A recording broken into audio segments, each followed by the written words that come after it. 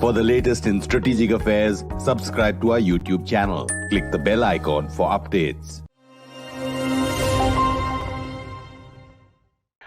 Just looking at the things that have been happening over the last month, and you've been looking at it in depth in the Solomon Islands.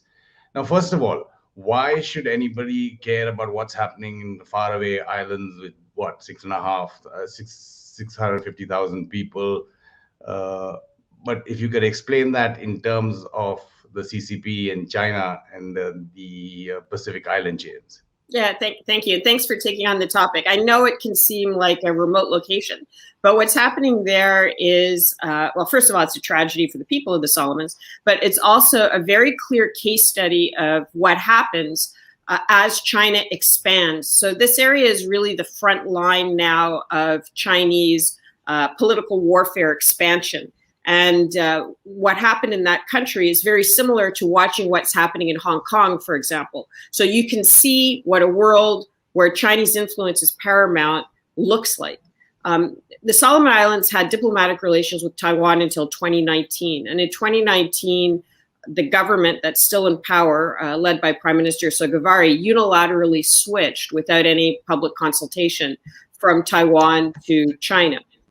And in the past 2 years, China and Chinese-linked companies have gone into the Solomons in a very overt and heavy-handed way in spite of the pandemic. They're taking over large sections of the economy. They tried to buy an entire island. You can see what it's like. And what it's like is pretty horrible. Politicians who oppose the switch or who want rights for their own people or want to protect their land rights or their economic resources are attacked through lawfare, through the three warfares, through psychological warfare, media warfare, and lawfare. One of them, who is quite a strong leader and popular leader of his people, ended up needing medical care, and the government tried to block him from leaving the country for medical care unless he bowed to the Chinese Communist Party.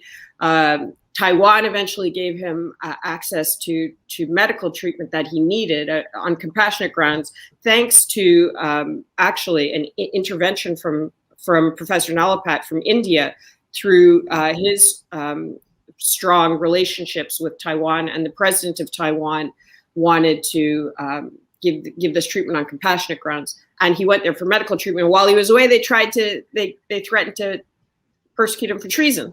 So it gives an idea of how not only does this economic expansion lead to political unrest, but it also leads to the exportation of things like the social credit system, where if you don't back the Chinese Communist Party, you can't get healthcare.